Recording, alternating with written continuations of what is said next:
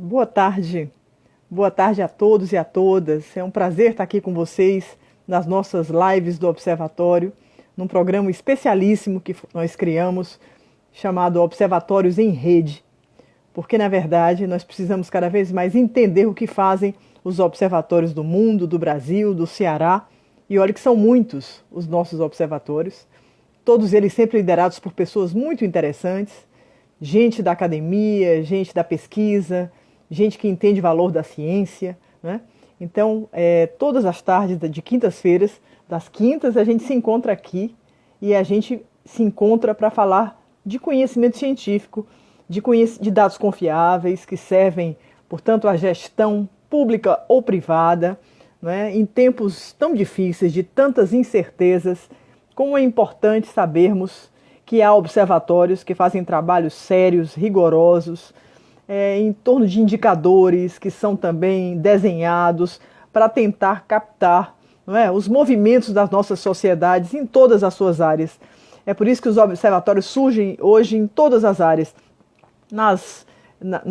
especialmente agora na área da saúde, exatamente pensando aí essa formatação de dados para o acompanhamento diário da Covid-19, as questões relativas à mortalidade, as questões da violência, as questões da educação, nesse momento que estamos aí, vamos receber mais um ministro da educação para o Brasil, e que a gente não sabe ainda bem a que ele veio.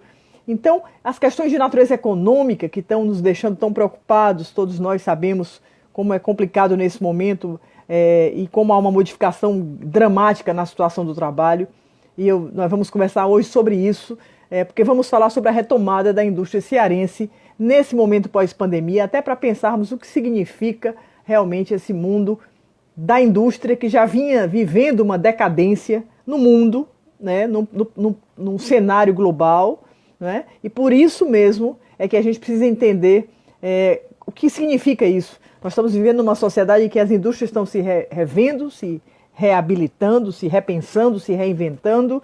A sociedade, os serviços crescem, não é? São cada vez mais importantes.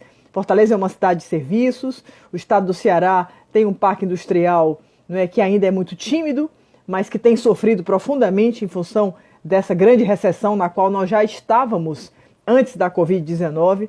Por essas e por outras é que a gente vai conversar com o Guilherme Muchali. Eu estou muito feliz porque ele acabou de entrar aqui, ele vai estar com a gente já já. É uma alegria saber que ele aceitou o nosso convite, que vai estar conosco. A Federação das Indústrias do Estado do Ceará é uma grande parceira também do Observatório de Fortaleza. O Guilherme está chegando. Ele estava assim, meio assim, mas agora ele ficou assim. Tudo bem, Guilherme? Que alegria ter você aqui com a gente. Muito obrigada por ter aceitado esse convite. Eu queria dizer para você que a gente tem um programa chamado Observatórios em Rede. Você sabe que a gente está caminhando aí para o lançamento de uma plataforma com todos os observatórios juntos. A ideia é que a gente tenha uma comunicação cada vez mais clara, mais rápida e mais confiável entre nós, imaginando que o Ceará é um estado que tem imensas complexidades, que a gente precisa, não tem um só observatório que dê conta dessa complexidade, e que a gente precisa exatamente caminhar para uma visão setorial, mas que não perca a dimensão do intersetorial, não é? Da gente também entender que no todo a parte está e a parte também está no todo, nessa visão aí do professor Edgar Morin da complexidade, que é tão importante, né?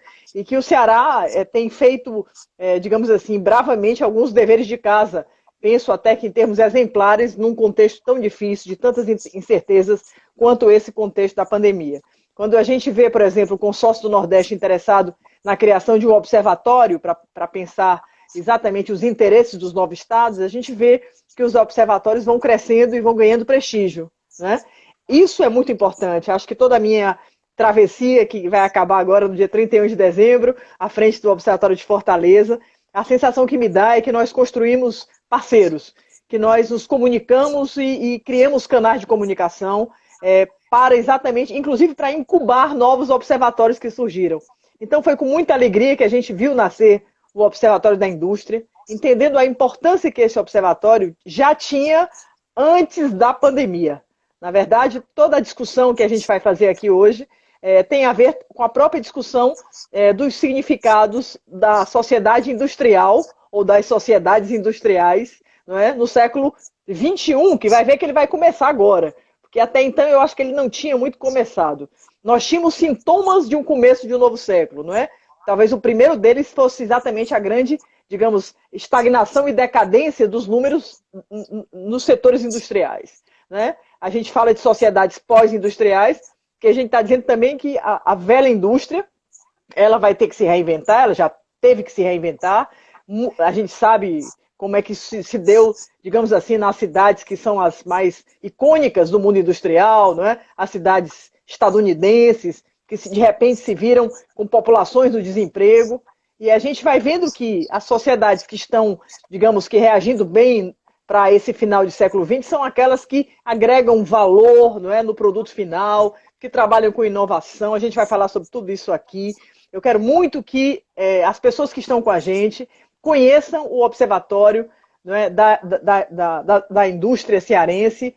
E eu queria aqui dizer algumas coisinhas que a gente andou aí levantando, mas porque a gente tem sempre acesso às informações do Observatório. Mas eu queria chamar a atenção para esse período pós-pandemia, porque eu acho que interessa muito a todas as pessoas que estão elaborando aí tentativas de planejamento, pelo menos diagnósticos de tendências, a transformação do trabalho, não é? E a gente sabe que a crise da pandemia, não é, impôs à indústria uma série de restrições, não é, que impactaram de forma dramática, sem dúvida, no faturamento, na manutenção dos empregos. No Ceará, os índices apresentam uma queda ainda mais profunda que a média do país. Eu acho que esse é um dado que certamente você vai aqui falar sobre ele, né, com uma redução aí de 7% do faturamento real, não é, contra 4,8% do mesmo índice nacional e quase 10% na quantidade de empregos, sendo a retração do Brasil, ela está em torno de 0,7%. O que isso significa? Quais são os impactos, não é, da pandemia na indústria cearense? A queda mais significativa da indústria em março de 2020 foi do faturamento real, não é, que apresentou uma retração de quase 29%, quando comparado ao mesmo período do ano passado. Esse cenário é reflexo, certamente, da suspensão das atividades no mundo industrial, no Ceará, não é?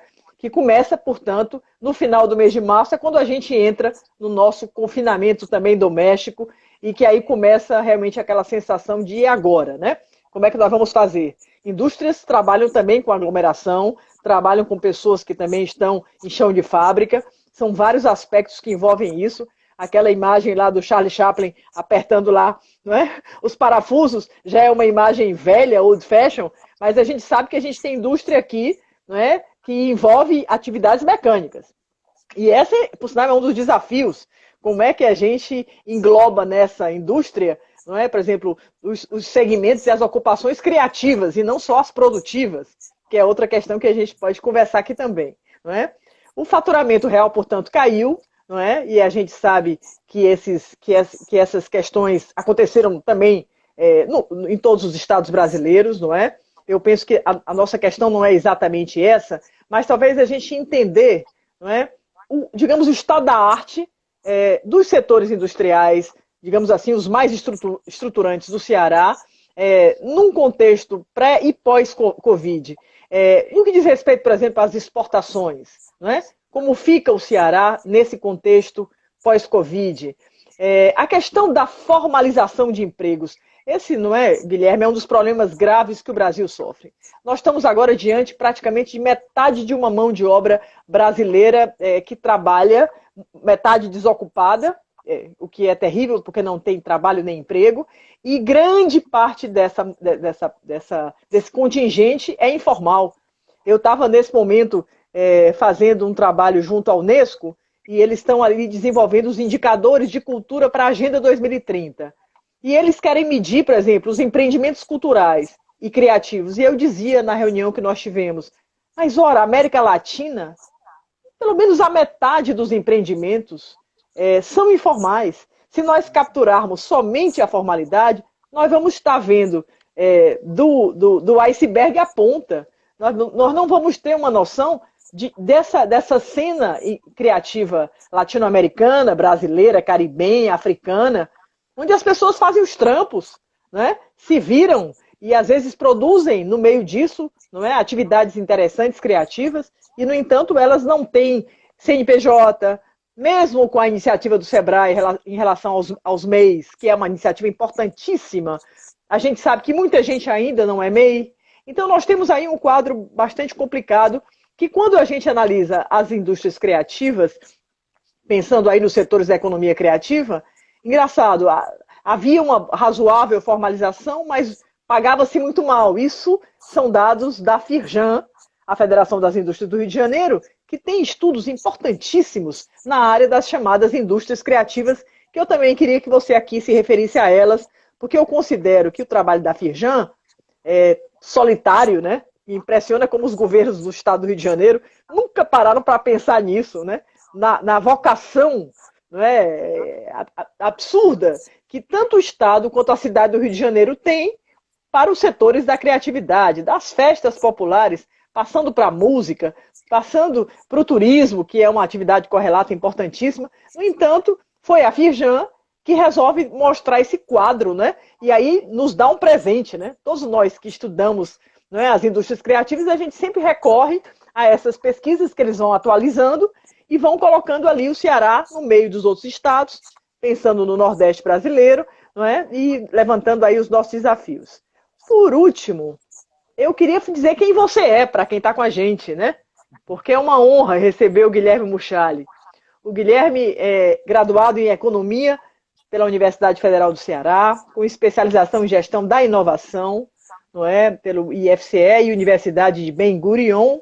Gerencia o Observatório da Indústria, que é uma iniciativa genial que o Sistema FIEC, o nosso querido Beto Studart, não é? Liderou, englobando aí, portanto, projetos de inteligência competitiva, com o objetivo de prospectar, não é, mercados, de pensar realmente o futuro e o desenvolvimento da indústria.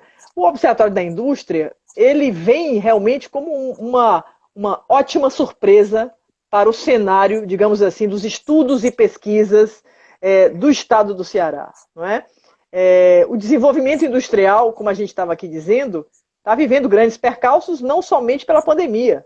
Ele já estava acontecendo com ou sem pandemia. Não é? Nesse sentido, as atividades do observatório se concentram na criação e na aplicação de estratégias de inteligência em 3 eixos, que estão lá definidos no Observatório da Indústria, que é a prospecção de futuro, para pensarmos na questão da competitividade dos setores industriais, a inteligência competitiva, que é um aspecto também muito importante, a gente tem que falar realmente de inteligência artificial, de internet das coisas, de inovação, senão não há possibilidade de competirmos, e a questão da cooperação, criarmos aí como se diz sempre, um ecossistema favorável para o crescimento desses setores industriais, não é, que marcam a história do Ceará, mas que vem se transformando, uns vão, outros já não vão tanto, porque é preciso mesmo estar aberto para o novo. E o Observatório da Indústria, então, disponibiliza talvez o produto mais importante de um garimpo metafórico, e eu não gosto da palavra garimpo, logicamente, pelo que ele nos ameaça hoje, não é? Quando a gente pensa na Amazônia, mas o garimpo que eu estou falando aqui é o ouro do conhecimento. É isso que o Observatório da Indústria faz, porque oferece informações socioeconômicas, de mercado, de tecnologia, voltadas também ao comércio exterior, e procura, assim, agilizar e otimizar, o que é a base de todo o observatório, a tomada de decisão de entes públicos e privados. Mas o dado mais importante do Guilherme, primeiro assim, eu sou fã do Guilherme, é meu amigo, mas ele também é pai da Sofia, que eu, quando conheci Guilherme, a Sofia estava ainda na barriga da mãe, e depois a Sofia nasceu, já está uma menina inteligente pra caramba, que pergunta tudo, que está com o pai em todas as coisas, e eu vejo pelas redes sociais, vou seguindo você e Sofia. Guilherme, seja muito bem-vindo. É um encontro de observatórios, é o Observatório de Fortaleza, encontrando o Observatório da Indústria. A gente está louco para conhecer melhor e apresentar o Observatório da Indústria para os fortalezenses. A palavra é sua. Não, Cláudio, muito obrigado. Fico muito honrado pelo convite, por estar aqui com você. é de longe uma pessoa que eu admiro muito por todo o histórico, né?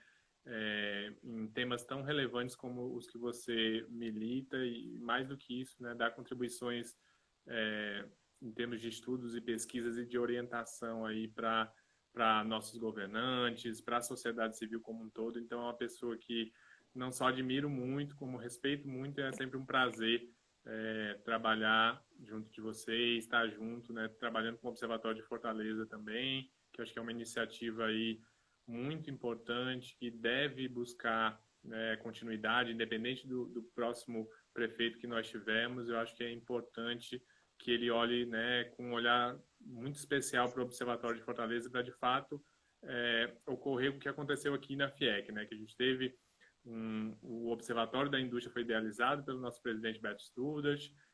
Ele já hoje passou o bastão para o nosso novo presidente, Ricardo Cavalcante. Na verdade, houve um fortalecimento do nosso observatório exatamente por esse entendimento do sistema FIEC, do quanto esse olhar estratégico para o nosso Estado é relevante e do quanto, né, o sistema S pode contribuir para esse olhar diferenciado para o nosso Estado, para o nosso desenvolvimento. Então, é um prazer enorme estar aqui. Tem muita coisa para falar, então vou começar falando um pouquinho do próprio observatório, né, que foi aí um pouquinho do final da sua fala. Ele surgiu, né, foi idealizado lá por 2015, no início da gestão do nosso antigo presidente Beto Studart, exatamente com esse olhar de trazer informação, de trazer dados e utilizar a informação como, né, um conector aí para as indústrias, para a nossa academia, também para os representantes, né, das nossas entidades governamentais.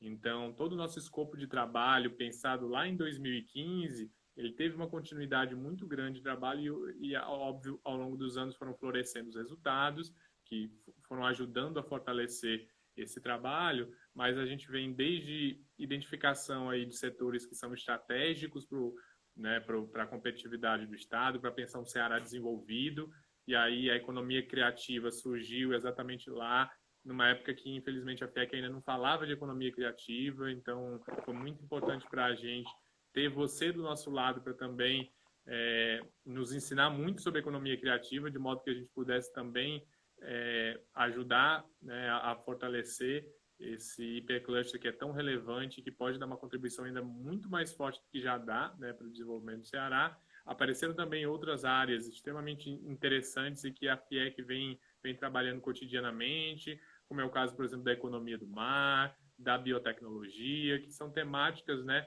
que acabam fortalecendo essa ideia que você expressou muito bem, que é a de modernizar o nosso parque industrial e fortalecer, né, o surgimento de setores que sejam intensivos em tecnologia, inovação e conhecimento. Exatamente pelo fato de nós, né, hoje o Ceará, ao longo dos últimos 100 anos, tem mantido basicamente uma participação de 2% da economia brasileira, mesmo tendo 4% da nossa população, e grande parte desse gap, né, ou seja, 4% da população e só 2% do PIB do país, ele advém exatamente do fato dessa necessária busca por inovação e conhecimento nas atividades produtivas do Estado, que são atividades de menor produtividade média, a própria nossa indústria, né, que é uma indústria, como você falou muito bem, uma indústria de processo, o Ceará teve um processo de industrialização tardio, né, vem lá pelo final da década de 60, 70, os primeiros projetos de industrialização mais fortes. Basicamente, a gente tinha um histórico da indústria que cresceu através da cultura do algodão e do couro, e aí com uma série de estratégias pensadas nas décadas passadas e muito balizadas em incentivo fiscal, a gente conseguiu atrair uma indústria na década de 90, principalmente uma indústria calçadista forte, fortaleceu setores como têxtil e confecções, e o próprio setor de alimentos, que são o núcleo aí da indústria cearense, junto do setor de construção, que aparece nesses últimos 30 anos.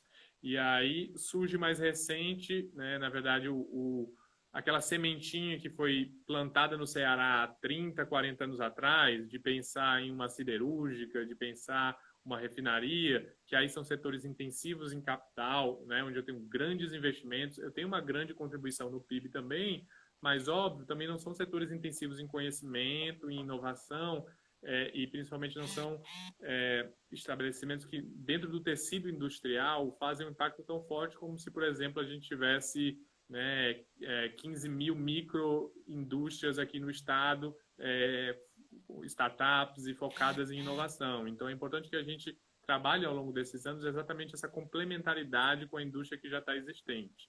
Por isso, a importância de temas, né, como a biotecnologia, economia criativa, que traz o design.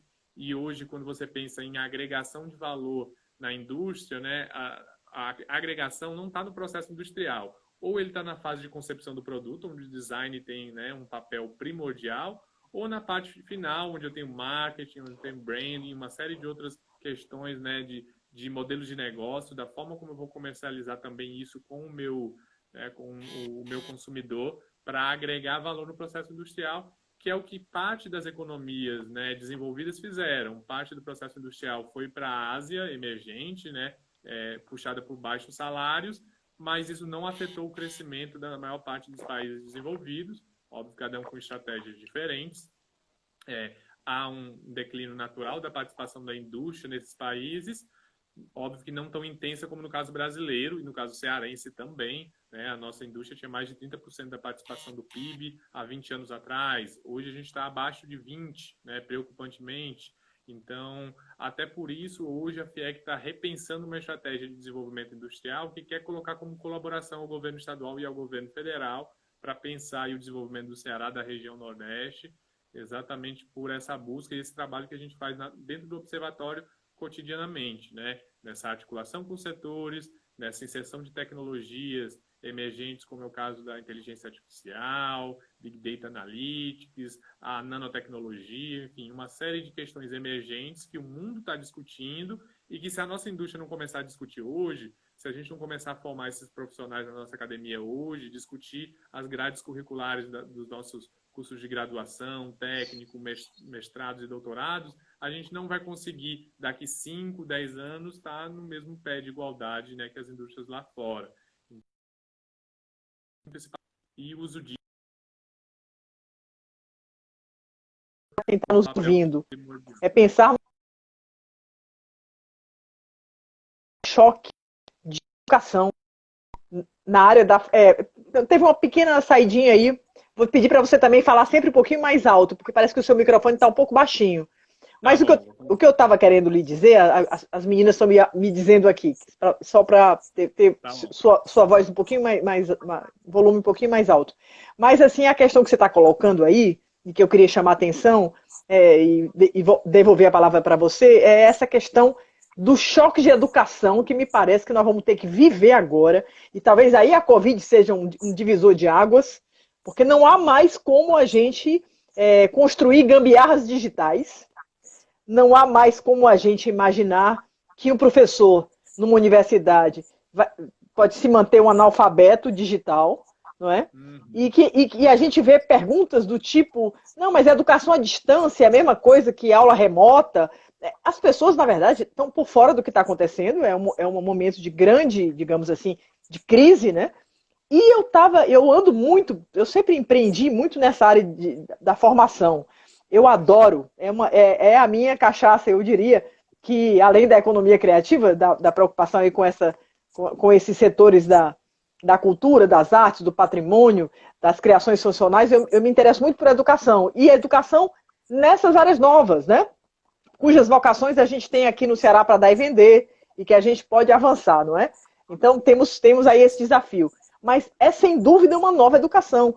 E aí é interessante, eu queria que você falasse sobre as rotas estratégicas, né, e desse trabalho das rotas e do observatório, porque essa tentativa da FIEC de abrir frentes, que até um tempo desses atrás, sei lá, vamos dizer aí, 10 anos atrás, a própria FIEC não falava em indústrias criativas, né? Não havia uma compreensão do que isso significava, o Brasil todo ficou muito atrasado, né? Enquanto a Austrália há 20 anos já estava falando nisso, colocando isso em campanha política, nós nem, né?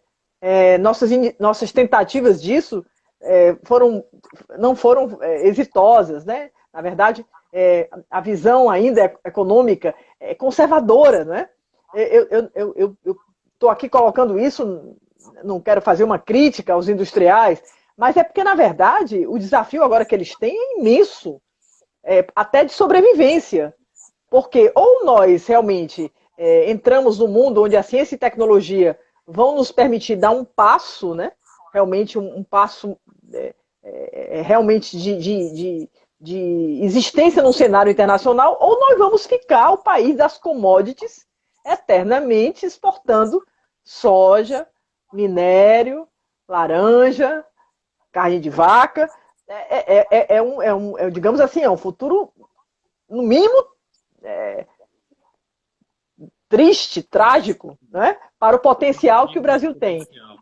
Queria te devolver a palavra sobre essas questões aí também das rotas e da FIEC. Perfeito. Nosso trabalho na prospecção de futuro está balizado, né, nessa eleição, na verdade, primeiro na própria base metodológica, que é a prospectiva estratégica, que ela tem similaridade com o que hoje, né, tem se discutido na Europa de Smart Specialization, né, especialização inteligente, e que, na verdade, é o fio condutor do trabalho a partir do momento que eu reúno a sociedade, reúno empresários, reúno a academia, reúno os governos e vou discutir, bom, quais são os setores e áreas que podem contribuir para o desenvolvimento do Estado com a maior velocidade possível, o menor custo possível, de modo que a gente possa aí priorizá-las, né, não só através de políticas públicas, mas da própria ação privada, e elas, óbvio, gerarem uma série, né, de questões positivas e também atraírem esses outros setores que talvez não foram priorizados, mas que vão crescer também, né, como um efeito colateral aí positivo, né? Então, a gente, com a eleição desses setores, aí eu falei um pouquinho de alguns setores e áreas, mas na verdade são 13, né? E aí a gente tem desde áreas, né, que a gente vem discutindo aqui, que são intensivas em conhecimento, até também alguns setores da indústria tradicional, como é o caso, por exemplo, da parte de produtos de consumo e da moda, que podem, né, com base na economia criativa, a gente fazer uma moda de alto valor agregado, como a Itália faz, por exemplo, no caso dos calçados e das roupas também, né? Então, essa também parte de umas escolhas até mesmo de setores tradicionais. Então, e aí com base na eleição desses setores, a gente criou várias linhas de trabalho. Temos as rotas estratégicas também, um trabalho de concepção coletiva, onde a gente, né, trabalha a inteligência coletiva do nosso Ceará para pensar aí num horizonte de 10 anos. Né? É um trabalho que ele é totalmente alinhado com Fortaleza 2040, foi usado como base para o Ceará 2050, né, que acho que dos três é o irmão mais novo, que está dando frutos aí bem interessantes, mas essa conexão entre os três ela é muito importante, até pelo fato de que quando a gente está em uma mudança de uma gestão municipal, a gente tem uma continuidade do governo estadual. A gente também há uma continuidade do pensamento da iniciativa privada e da sociedade civil organizada para manter continuidade quando a gente muda prefeito, quando a gente muda governador. Se a sociedade cearense entende bem o caminho para o desenvolvimento, entende bem o que quer, independente da mudança ou de quem está no poder, esse sentimento da sociedade é que vai ser o guia mestre, né, do que é preciso ser feito para a gente se desenvolver. Então, a concepção das rotas e acho que a própria concepção e trabalho do Fortaleza 2040 e do Ceará 2050 tem isso em mente. Aí com um papel que a gente assume como iniciativa privada de também colaborar para o governo e colaborar para essa continuidade de ações que, infelizmente, é um problema no Brasil. Né? Acho que no Ceará a gente deu... o Ceará acho que é até um exemplo positivo disso no período recente, mas a gente tem um problema de falta de cultura de planejamento, de falta de continuidade de políticas públicas no país, né? Muito pensando aí nos 4 anos de gestão e não numa política de Estado de longo prazo que perpasse aí as diversos, né, governantes. Então, a sociedade tem esse papel de guardião dessa continuidade e, na verdade, os observatórios ou qualquer órgão de geração de informação, o nosso IPES, que é também uma entidade muito relevante, tem esse papel de gerar essa informação para que a sociedade entenda, escolha esses caminhos e aí pressione.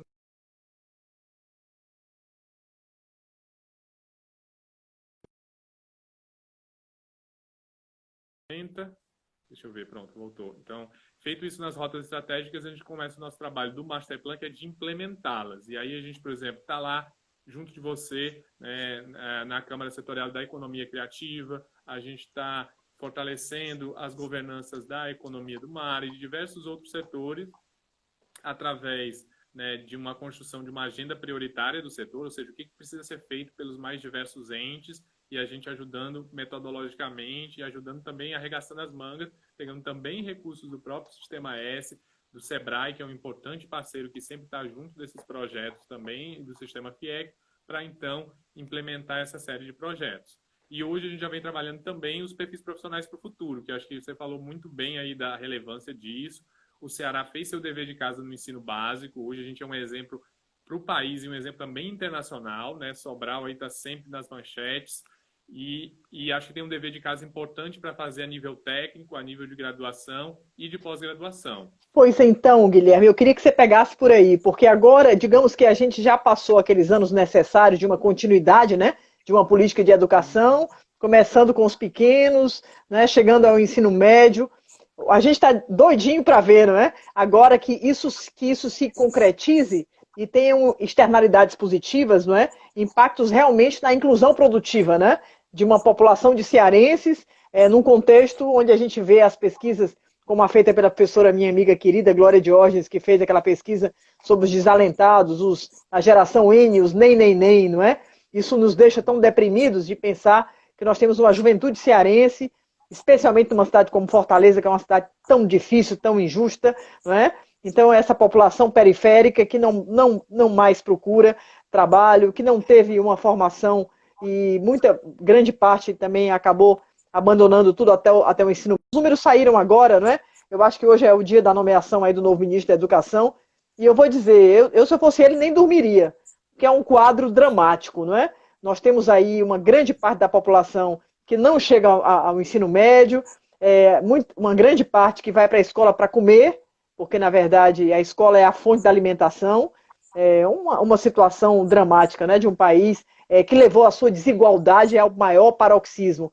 E aí essa questão da educação me parece que é a base, porque quando eu fui para a Austrália para entender o modelo de desenvolvimento lá em 2010, Guilherme, o que eu via era a famosa tríplice hélice, que aquilo ali já era velhérrimo para eles, né? A força produtiva, né, que na verdade já estava dialogando, e os pequenos empreendimentos incubados na universidade, a universidade produzindo conhecimento ali, muita pesquisa, dando os dados confiáveis para a formulação de políticas públicas do governo, né, dos governos. Foi o que eu vi na Austrália em 2010, e fiquei muito animada com aquilo, imaginando que o Brasil, que também é sul, né, eu estou até sentada agora escrevendo um artigo sobre gestão de empreendimentos culturais e criativos, pensando o Sul-Sul, a outra minha amiga que está lá em Adelaide.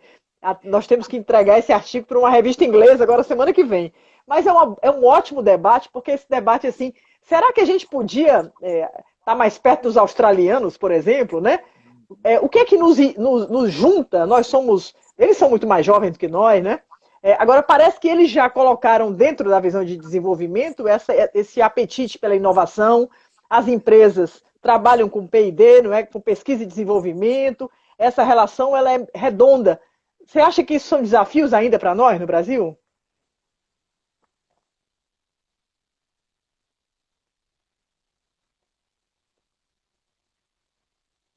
Estamos tendo um pequeno retardo aí da nossa internet, mas voltou. Já voltou. Bom, acho um ponto aí, uma temática essencial, né? E até por isso que o Observatório trabalha a questão dos perfis profissionais para o futuro, porque não é pensar apenas no trabalhador da indústria, é pensar em formar o nosso empreendedor, porque, de fato, com o nível educacional que nossos empreendedores historicamente têm aqui no Ceará e no Brasil, fica muito complicado para ele conseguir assimilar e competir com as melhores práticas de gestão que existem no mundo e principalmente em tecnologias emergentes, que muitas vezes o empresário de um país desenvolvido é um empresário com mestrado, doutorado. Então, a gente tem um caminho aí a seguir e acho que é importante também conscientizar, né, acho que a sociedade cearense como um todo, que esse dever de casa que a gente fez na educação básica é um dever de casa que, na verdade, vai colher frutos, a gente vai colher frutos daqui 10, 20, 30 anos, não é, né, algo imediato, né? E aí esse trabalho da gente pensar inovação, pensar capital humano como um diferencial, ele é essencial. Como eu disse, fizemos nosso dever de casa no ensino básico, né? O ensino médio, a gente teve um ganho aí interessante em termos de quantidade, né? Tivemos uma expansão da rede de ensino técnico via escolas técnicas do governo estadual, via campos também dos IEFs, né? Que são muito importantes. E hoje, tanto que hoje o Ceará tem um número de uma participação no Brasil no total de turmas de ensino técnico muito parecido com a população, né? Somos 4% da população, 3,8%, 3,6% das turmas de ensino técnico, que é uma questão essencial de paridade. Se a gente fosse buscar aí uma questão essencial para o desenvolvimento regional, é que pelo menos a gente tem aqui a oferta de ensino técnico, a oferta de graduação e pós-graduação e investimentos em pesquisa iguais à nossa participação de população, pensando aí no orçamento federal. E a gente não vê isso, né? No ensino técnico tivemos esse ganho inicial aí de quantidade, a parte de qualidade aí eu vejo que há um gap que a gente pode resolver com essa integração que você falou muito bem que na Austrália viu, que é da indústria estar próxima desses centros de formação de ensino técnico. Isso já acontece muito bem no Senai e é um exemplo internacional estudado também, para que o que as nossas empresas precisam, ou mesmo porque o conhecimento que esse aluno precisa para, por exemplo, empreender depois do ensino técnico, seja dado nessas escolas. E que eu tenha também essa oferta muito conectada com ou vocações que já existem, ou que eu possa trabalhar dentro das nossas regiões e municípios. Tem exemplos aqui em alguns municípios da região metropolitana com mais de 5 mil empregos formais na área de moda, e as escolas técnicas do governo estadual de lá ainda não ofertam turmas voltadas para a moda. Então, esse trabalho, esse ajuste fino que a gente precisa fazer, mas que o investimento em estrutura que foi feito, que é o passo primordial, já está lá. Então, agora a gente conseguir conectar os atores para aproveitar isso ao máximo. Na graduação e pós-graduação, acho que talvez seja um ponto mais delicado, porque os valores de investimento são ainda mais altos, principalmente se a gente for pensar em STEM, né? Ou seja, ciências, matemáticas, engenharias e tecnologias, que são áreas, sem deixar de lado as ciências humanas, que são essenciais para a gente pensar, né, um Ceará desenvolvido, sem tirar o mérito delas, mas no que se refere a, de fato, inovação, o STEM e até as artes, né? O acrônimo às vezes tem a adição de artes exatamente pelo papel primordial na criatividade que elas têm. Elas são muito importantes e que a gente precisa trabalhar, porque a gente, de fato, a gente está bastante atrás nesse sentido, e por isso que o Observatório vem ofertar esse início de discussões, e hoje a gente já está, inclusive, prototipando metodologias. Então, eu vou dar um exemplo muito interessante, que é o nosso bacharelado em biotecnologia da Universidade Federal. É um bacharelado que se a gente trouxe a coordenação e os professores para a participação dos nossos painéis na rota de biotecnologia, e só dessa participação e dessa integração com a indústria aí de alimentos, com a nossa indústria de saúde, com práticas também de uso do meio ambiente, só essa integração já levou o próprio bacharelado a reconfigurar, né, a sua grade curricular, e hoje a gente tem uma relação de proximidade com, inclusive, projetos conjuntos, onde a gente coloca o bacharel recém-formado, e é um curso relativamente novo, da primeira turma, basicamente foi todo mundo para a carreira acadêmica, e aí a gente pegou, através dessa conexão, e colocou esses alunos recém-formados dentro das indústrias. E aí, para você ter ideia, de lá surgiram, a gente pegou um case aí, um piloto, né, com 20 indústrias, e esse aluno, em conjunto com o professor, mapeou uma série de oportunidades de aplicação da biotecnologia naquela empresa, que o empresário, infelizmente hoje, grande parte dos nossos empresários ainda não sabe o que é biotecnologia e como implementar na sua indústria. Quando a gente faz essa conexão, aí tem tudo a ver com o modelo australiano, que também é um modelo de desenvolvimento, né, agroindustrial, o setor lá primário, né, de agropecuária deles é muito forte, eles agregaram valor. Então é um ponto aí de caminho interessante, que a gente mescla esse trabalho essencial para a gente pensar o desenvolvimento do Estado. Guilherme, é tão interessante, eu estava aqui, você está falando aí, eu estava aqui pensando, porque eu estou agora num grupo, tentando, até hoje mesmo conversei um pouquinho com o nosso querido Cartacho, do Sebrae, quando eu estou, às vezes, pensando coisas malucas, aí eu ligo para o Cartacho para ele me estimular a continuar pensando coisas malucas, né? Mas, na verdade, eu vou dizer uma coisa que é um dado incrível. Eu sou professora da Universidade Estadual do Ceará. Você sabe, eu hoje só estou ligada à pós-graduação, especialmente ao mestrado que eu criei, você imagina, há 20 anos atrás, Guilherme. Nós criamos um mestrado profissional em gestão de negócios turísticos há 20 anos atrás. Até hoje, nós não conseguimos avançar para criarmos uma base para esse mestrado. E isso me deixa completamente angustiada, porque eu comecei a fazer uma análise, logo que eu saí da graduação, da própria estrutura da UES, pensando o que a UES poderia contribuir mais com o Ceará do que ela já contribui. Ela contribui muito.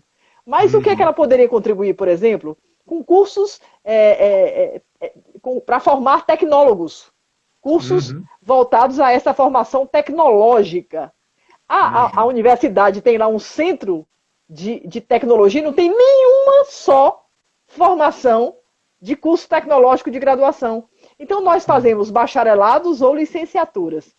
O Brasil tem uma cultura, e isso é um traço nosso, né? O conjunto dos nossos valores, que às vezes a gente percebe que aquelas formações são tão dissociadas do mercado, da realidade, do contexto. Então, você formava turismólogos, e os cursos foram fechando que nem dominó.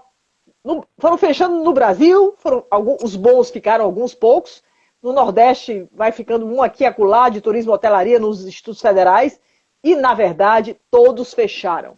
Os cursos de eventos, aí você diz, então o turismo não é importante? Ah, tá, fechou o curso agora de eventos. Evento não é importante. Não, tudo isso é importante, mas a questão é que a gente não conseguiu construir digamos assim, uma trajetória formativa que pegue esse indivíduo, forme essa nossa profissional para, enquanto egresso, entrar no mercado de trabalho e trabalhar dentro das redes e dos arranjos produtivos das suas áreas. São pessoas que se formam, os famosos bacharéis, e ficam fora. Essas pesquisas, o Senac já me apresentava, quando eu dirigi o Senac também no Ceará, antes de ser secretária de Cultura do Estado, eu te digo assim, eu dirigi o Senac em 2001, 2002, me meti com a educação profissionalizante, apaixonei-me também, porque é apaixonante, e agora ando metida com ideias com economia criativa e turismo, entendendo que talvez a saída do turismo agora seja pela economia criativa. Eu ando assim pensando em umas coisas e pensando que nós precisamos avançar com os cursos técnicos profissionalizantes, tecnológicos, agora, vinculados também com essas, digamos assim, as vocações estão, mas há áreas que não há uma vocação, mas você impulsiona também aquele setor independente da vocação. Nós não vamos achar que o Ceará está todo divididinho em setores arrumados e que basta ir lá com a varinha de condão. Você precisa também impulsionar. Então, assim, eu fico me perguntando aí, e devolvo a palavra para você, não é? Nessa visão de uma formação que realmente prepare o egresso para uma inclusão produtiva, não é esse o desafio? Não, com certeza, demais. Acho que um ponto interessante a complementar, e a gente sempre fala em vocação, né, mas essa vocação ela pode ser construída. A gente tem uma série de exemplos, né, quando a gente estuda a literatura de desenvolvimento econômico, a gente vê o exemplo, dá para citar vários, mas Coreia, Israel, enfim, uma série de países, e sempre a educação tem um papel central e a inovação um papel central nesses modelos. A própria Austrália, né, Guilherme, era um país do carvão, da economia suja, né? Era um país de commodities, né? Que virou o jogo, né?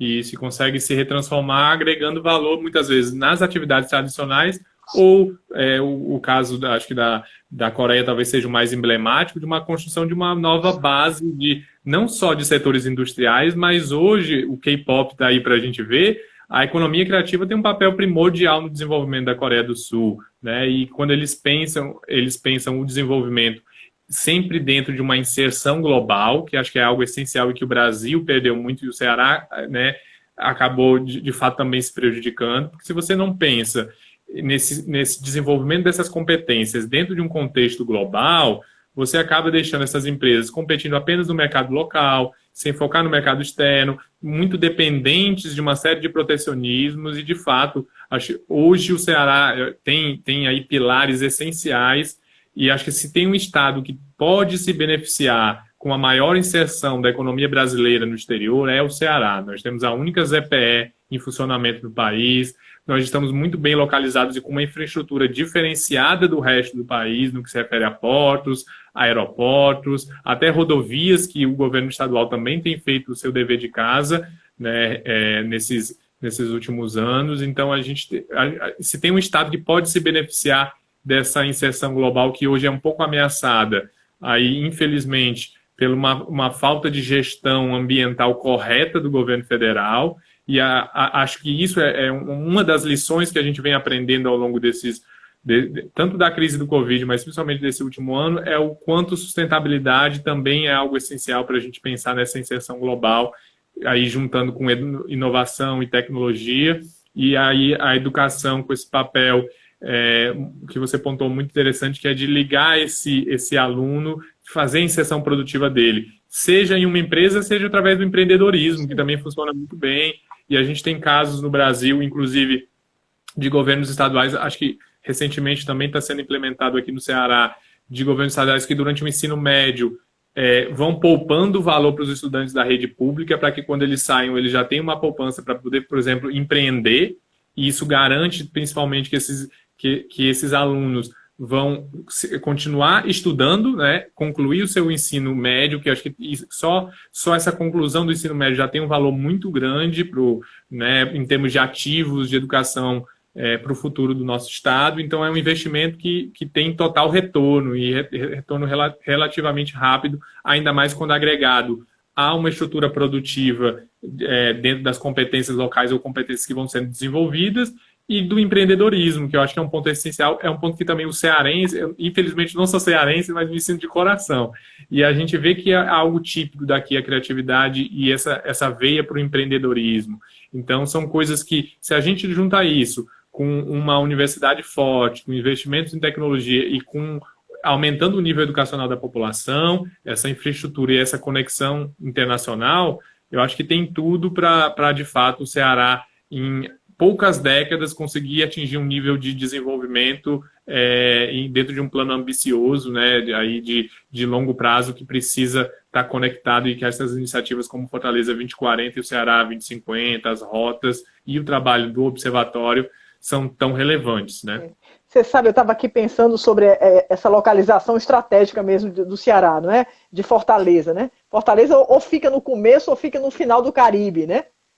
Ali naquela pontinha que é o cotovelo da América do Sul, a decisão de pensar na construção de um hub, de estruturar um hub, foi acertada. Não se imaginava, na verdade, que exatamente o hub nos traria rapidamente a Covid, como trouxe, não é?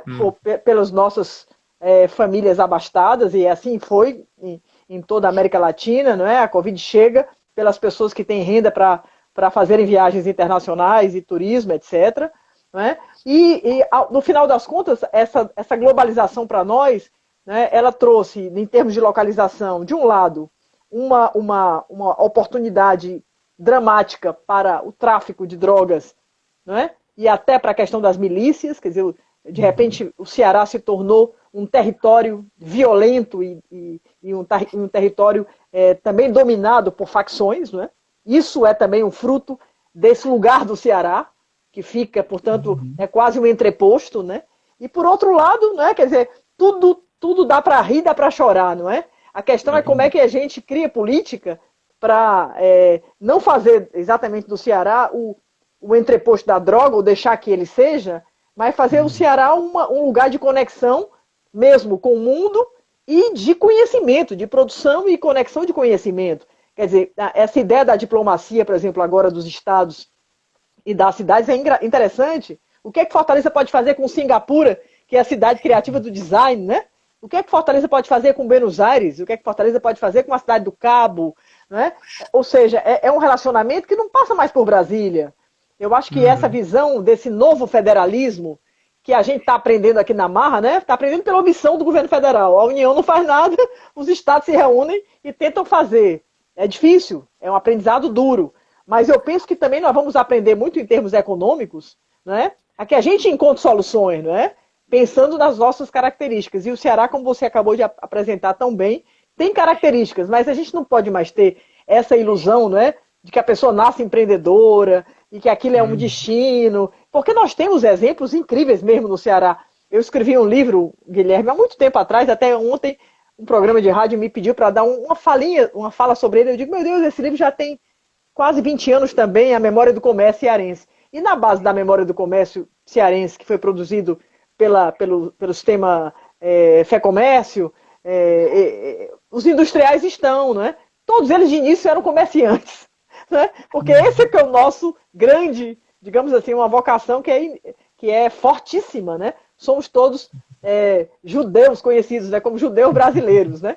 Essa capacidade de trocar, de negociar, é uma coisa até lúdica, né? Essa nossa vocação. Agora, daí a que tudo isso realmente não leve assim, não é, ao tal pai, né, o pai rico, o filho nobre e o neto pobre, é um passo. Porque no mundo global não tem mais lugar para amadorismo, não é? Aí nós estamos falando que os padrões de exigência, isso que o Observatório está aí perseguindo, né, tentando apoiar a indústria cearense, é que nos coloca numa situação muito difícil. Ou a gente dá certo ou a gente dá errado. Se a gente der errado, a gente vai se colocar numa fragilidade onde aí vem milícia, tráfico, desigualdade, morte, genocídio de juventudes. A palavra genocídio agora está proibida, mas a gente tem que usá-la no sentido de que se a gente está se omitindo diante de uma juventude cearense que não tem o que fazer, ela vai ser rapidamente dominada pelos apelos da delinquência, da droga, porque ela precisa sobreviver, não é? Então, assim, essa questão da desigualdade, eu queria devolver a palavra para você pensando nisso, não é? Como é que você vê, assim, essa ação do Observatório nessa reflexão sobre o novo trabalho, sobre os novos desafios do mundo industrial, pensando os pequenos? Porque talvez a primeira visão de indústria sempre foi uma visão do que é feito em massa, do que é massificado, e a gente agora começa a falar de nichos, né, de uma economia da experiência, de uma economia segmentada. É possível isso nesse mundo industrial cearense? Não, acho que com certeza.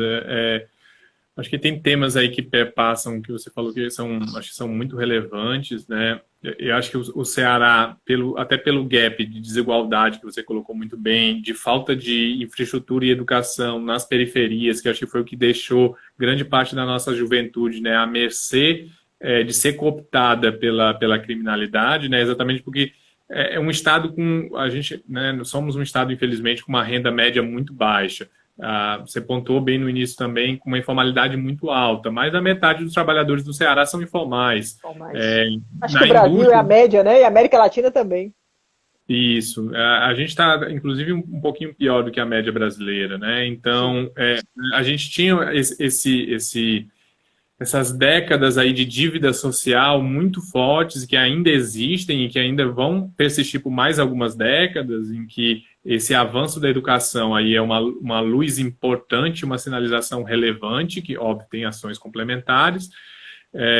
Acho que essa visualização de oportunidades aí de nichos ela é essencial, mas para isso, além da educação, a gente precisa estar com o radar ligado com o que está acontecendo no mundo. Então, se a gente parte do pressuposto que não dá para competir com custo, para eu competir com custo com calçado ou a moda com a China, eu vou competir me diferenciando, eu vou competir agregando questões do artesanato local também, porque o chinês não sabe fazer o artesanato que o cearense sabe, então eu consigo diferenciar esse produto e acho que na própria economia criativa aprendi muito com você, inclusive com ótimos exemplos que a gente tem aqui, né, de empreendedores que buscaram essa diferenciação, que buscaram esse uso da cultura local e que hoje vendem para o mundo inteiro. Então, acho que a nossa indústria também, óbvio, não dá para temer e não dá para deixar de querer competir internacionalmente de igual para igual, mas você também tem que fazer uma transição, buscando talvez oportunidades que você consiga aproveitar a curto prazo, ou mesmo mercados mais acessíveis. Por isso que é importante que a nossa agenda ambiental do país não prejudique a assinatura e acordos bilaterais com parceiros, óbvio, sempre conversando de igual para igual, que eu acho que é um ponto primordial. A gente tem, né, o Brasil e o Ceará têm potencial suficiente para conversar de igual para igual com países desenvolvidos também e assinar termos que sejam benéficos para ambos. Você tocou aí numa questão, Guilherme, que eu queria que você encaminhasse, talvez daqui a pouco a gente nosso tempinho vai se acabando, voou, passou em 5 minutos, eu nunca vi uma hora tão rápida, mas deixa eu puxar aqui a Agenda 2030, né, para o desenvolvimento sustentável dos ODS, né, esses 17 objetivos tão importantes Eu ando agora mergulhada aqui nos 22 temáticos da cultura. A palavra cultura não aparece nenhum diretamente, mas ela atravessa ali. E nós estamos tentando agora pensar em alguns pilotos lá na Unesco, eles estão tentando, e lamentavelmente o Brasil não está candidato a piloto. Nós vamos perder essa primeira leva. O México está pegando, Portugal também, na África tem países que já se ofereceram, mas o Brasil nesse momento está fora do circuito, o que é ruim, não é? É um momento muito difícil do Brasil num contexto internacional. Mas voltando à Agenda 2030, você vê na nossa indústria cearense essa compreensão desse desenvolvimento sustentável, no sentido de dizer assim, não adianta produzir nessas condições, porque no final das contas, nem o sistema capitalista global vai abraçar o seu produto se ele não tiver um compromisso com a terra, com o território, com as populações, com o meio ambiente, com o aquecimento global, enfim, com todos esses aspectos aí. O que você acha disso, para caminharmos para o final? Eu acho que é uma mudança cultural, né? Infelizmente a gente, né, até que a educação acaba perpassando tudo, mas também impacta nisso. Mas a indústria está se transformando. A gente tem casos recentes, até de premiações que a própria FIEC, né, encabeça de premiações de sustentabilidade, exatamente para evocar essa importância. Mas eu acho que hoje há uma pressão muito forte dentro disso, seja do consumidor, seja até das cadeias globais de valor.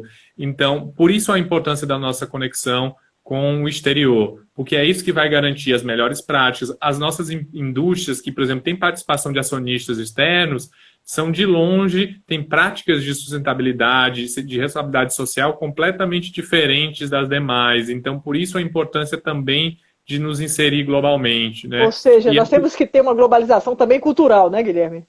Exatamente, parte também desse mudar os valores, né? Mudar os valores. E isso, de fato, pegar o que é de bom lá e agregar o que a gente tem de bom aqui, né? Sim. Sem deixar de lado a nossa cultura. E eu acho que, falando um pouquinho do tema do coronavírus, eu acho que tem, óbvio, a parte ruim e social que né? Acho que a gente vê cotidianamente na mídia, então nem preciso entrar, mas ele também traz itens importantes também de valorização da ciência e tecnologia. Você pontuou bem que o Ceará tem sido um exemplo interessante de luta contra o Covid. Isso a curto prazo, deixando bem claro, também tem seu preço. Então, por exemplo, o Ceará, das 27 unidades federativas, tem de longe, né, os decretos mais rigorosos para paralisação de atividades. Isso precisa ser dito, porque quando a gente começou como o governador anunciou o início da flexibilização, a sociedade ficou um pouco assustada e achando, em alguns casos, irresponsabilidade, sendo que não era. A vantagem do Ceará de ter sido muito ter tido ações muito mais agudas de paralisação de atividades, tanto que a nossa indústria cearense hoje, no Brasil, é a que tem a maior queda da produção física de todos os estados brasileiros pesquisados pelo IBGE, é a indústria cearense. Apenas outros 2 estados tiveram paralisação também de atividades industriais, mas quando a gente pega aí o exemplo da gripe espanhola, né, vamos lá para 1919, 1920, a gente olha que nos exemplos que a gente tem documentado da economia americana, que é a mais bem documentada para essa crise, exatamente os estados e os municípios americanos que foram mais rígidos nas ações de distanciamento social, ou seja, que houveram ações de distanciamento com duração aí maior do que 8 a 12 semanas, foram exatamente os estados que no médio e longo prazo apresentaram maior crescimento econômico. Porque você protege a vida de um pai de família, é ele que vai continuar nos anos seguintes levando renda para essa família e garantindo a continuidade disso. Ao mesmo tempo, é ele que vai continuar consumindo bens duráveis que vão ser produzidos pela nossa indústria. Por isso a recuperação, por exemplo, da indústria de automóveis que vem agora, a linha branca deve se recuperar também com mais algum tempo. E na nossa expectativa é, de fato, até esse último trimestre de 2020, a nossa indústria já voltar a ritmos iguais aos de 2019. Acho que o ponto de agenda primordial que o governo federal agiu, mas não teve efetividade, é o crédito, né? Hoje, sim, 60% das indústrias no mês de junho que buscaram crédito no mercado financeiro não encontraram, tiveram sua solicitação totalmente negada. E esse crédito é para comprar insumos, é para pagar salários. Então tem uma agenda aí, a gente falou muito da agenda de longo prazo, mas tem uma agenda emergencial aí, importante. Sim, que é da salvação, não é? Guilherme, olha, aqui, suas informações são perfeitas, eu estou com medo da gente sair do ar, sem que eu lhe agradeça a fala competente, super importante, super oportuna. Parabéns, longa vida ao Observatório da Indústria. Acho que o que você tocou aí, as pessoas que estão com a gente vão seguir buscando informação e vão lá no Observatório, no site do Observatório da Indústria, vão lá conhecer também, vão lá conhecer o Observatório de Fortaleza. Temos aí um longo